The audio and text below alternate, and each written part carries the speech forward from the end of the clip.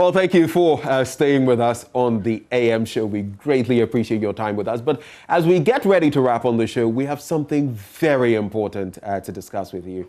And to meet current standards and continually offer quality and efficient care to patients, it has become very necessary to increase the bed capacity of a hospital we're going to be talking about, especially at the above mentioned wards. Now, the current male and female wards were classrooms that were converted into wards about 60 years ago to offer inpatient care.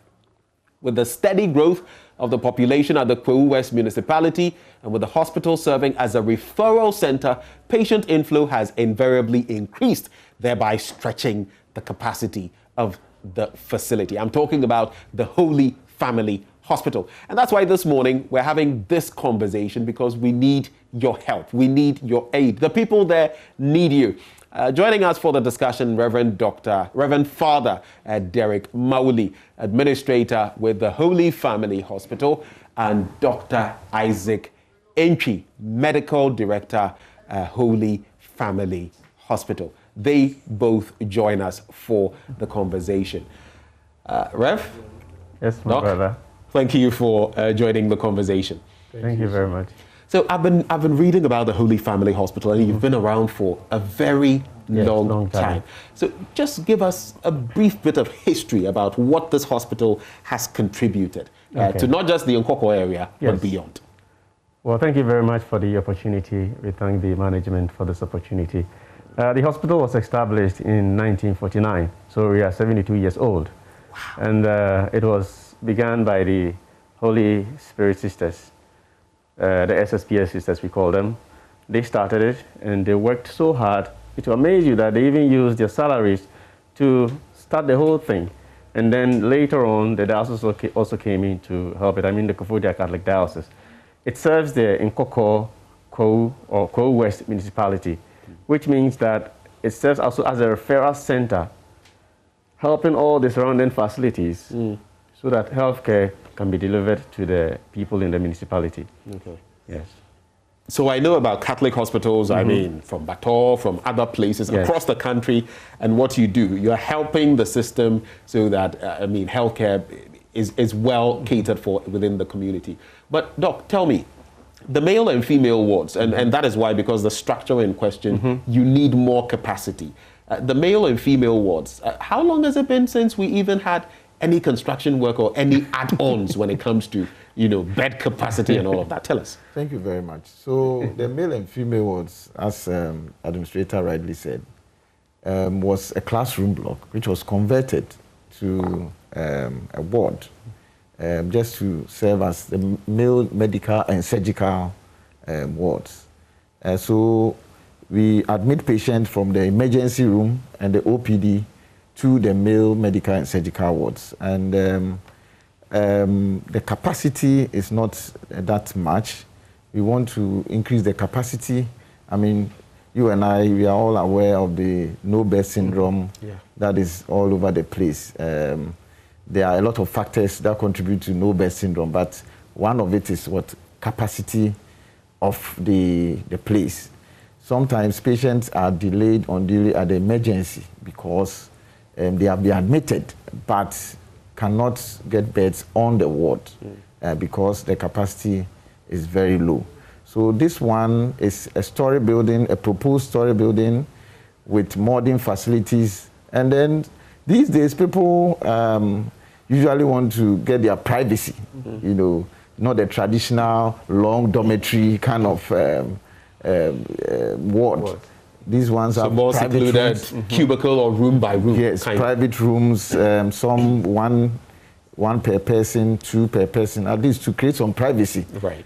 So, and it also increase the capacity of the hospital, because we are talking about each block giving us over 100 bed capacity. So the two blocks, male and female, is going to add over 200 bed capacity to the already existing capacity of the hospital. Okay, so let's talk numbers. Obviously, the numbers are burgeoning, and that is why this has come to the fore. On a regular day, Father, how many people come through this facility, which has brought about this need for us to increase the hospital's capacity? Because it's a referral center, the daily attendance rate is a little bit high, like 290 a day. 290 a day. So in a month, you are counting almost 8,900, right? Wow. And with our admission rate, we have 21 in a day. And in total in a month, you have around 630 averagely. So people are coming in. So we don't want to get to the point where doctor said we have to let people sleep on the floor. And that will not help. That is why we are trying to reconstruct the male and female ward to be properly admit people. It's not only to admit, but also to have proper service when in terms of giving ambulatory services. You have good access route. Right. If anything happens, the fire service can be called in to come and help. But currently, as it is now, if there is fire, it's going to be, you know how Ghana, we've built our buildings. So now we want to make it proper. So that's where we're going. And I hear, you know, that it is this bad that sometimes people come in and they have to be in the emergency area for unit, quite a while, days even, before they are moved to the male and female wards because there's no space available. Yes. Because of the referral rate, people are coming in, they are referring cases because we have the specialists. So when there are cases at the peripheries and it's beyond their capacity, they need to refer them to us. So we will also have to be able to be in a good position to accommodate them. So break this down for me. It's a Catholic hospital. Yes, it is. Do you get any support from the Ghana Health Service system, government, all of that? Do you get any support? Yes, all faith-based facilities or hospitals are under one umbrella called the CHAG. Okay. Right, so CHAG is our parent body that helps us. So everything that we do, we are under CHAG, but CHAG is also an agency on its own, just like Ghana Health Service.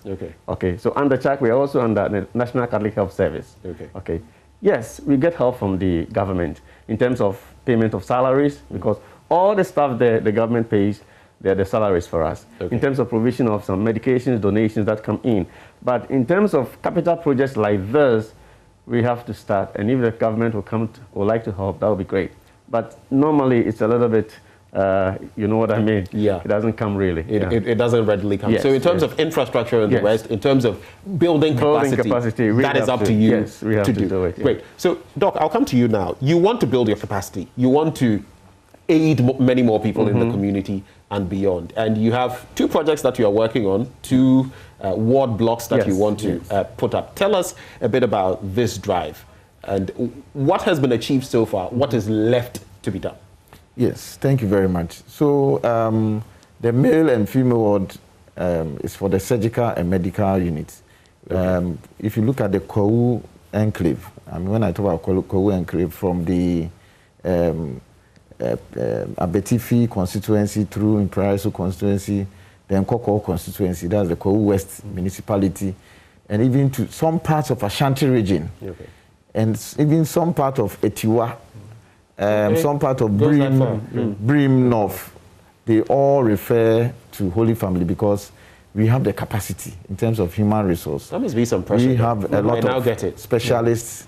I'm an obstetrician gynecologist. I have another colleague who is also an obstetrician gynecologist. We have two surgeons, general surgeons, internal medicine specialists, and then two pediatricians. So they refer cases, even though there are other district hospitals around, they refer cases to us because we have the human resource. So we want to increase our capacity.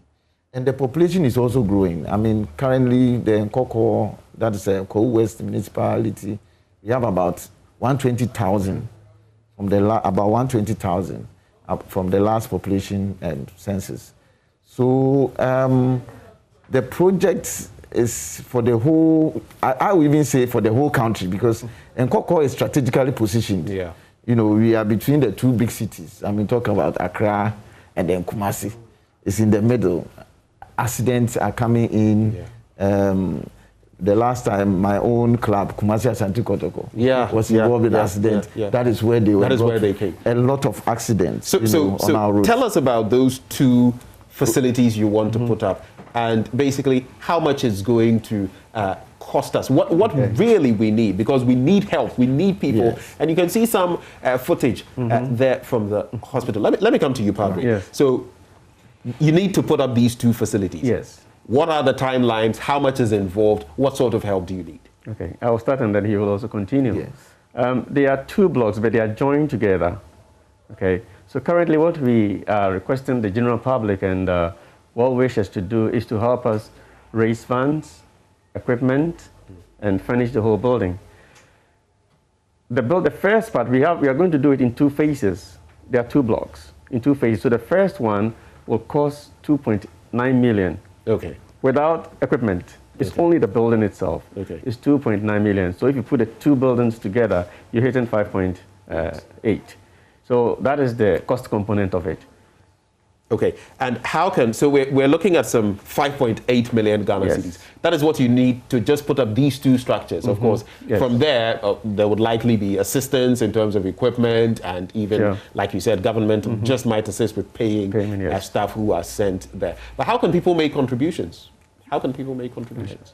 Contributions can be made through our Momo number, which I think will Okay, be so put on this. I have it right here. Yes. I will be putting it up as well. So if you want to contribute via Momo, there is a merchant number. Yes. Merchant number, yes. 899454. That's the merchant number. Yes. 899454.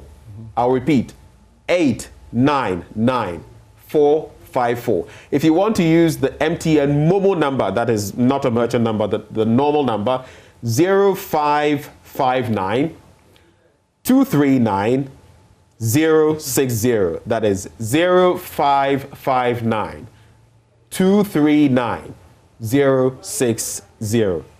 And the reference is male and female wards. Yes. That's how you reference it. Male and female wards. When you send to 0559 239 060. Or you can also go to Absa Bank. Absa Bank, Absa. yes. The account name is Holy Family Hospital in Koko. Holy Family Hospital in Koko. And the account number 048 213 6818. 048 213 6818. The branch is Accra High Street. So, Yes. Padre and Doc, before we wrap up, let me just tell you quite a bit about H2 Solutions, which is an elite comprehensive IT solutions company in West Africa that provides service-led solutions to corporations both locally and regionally by bridging legacy offerings and emerging services focused on new technology, new delivery models, and new architecture to mid-sized and enterprise businesses. As PMI authorized training partners, we are organizing a project management certificate course for the general public. The key dates, 24th May to 4th June, 24th May to 4th June, 2021. Courses are online. It's 3 hours per day, 5 p.m. to 8 p.m. It used to be $800. It now is going for a cool $400 US. Key benefits: you get to earn a 35 PDU or contact hour certificate. You complete your PMP, that is your project management professional certificate training. You get class materials and tools to equip you as a PM experience instructor. For registration and inquiries, contact info@h2, the number 2, safrica.com, and the website www.h2safrica.com. You can call this number, 0556 757 549. 0556 757 549. Padre, thank you so much for coming. Yes. Doc, thank you so much for joining the Thank you conversation. And we shall, in our own little ways, If we make don't the say hello contributions. to our staff, they will chew us when we go back. Okay, so you have 10 seconds Just to do 10 that. seconds. To our staff, we love you so much. Actually, they are even contributing. They've started contributing towards the project. So Right. we thank them for their dedicated service. They always perform magic every day, achieving good results with the little resources that we have. We love them so much. Thank you so much for coming, and God richly bless all your efforts. Well, that's how we wrap it up this morning on the AM show. We're grateful for your time. Let's catch up on Monday. Lovely day.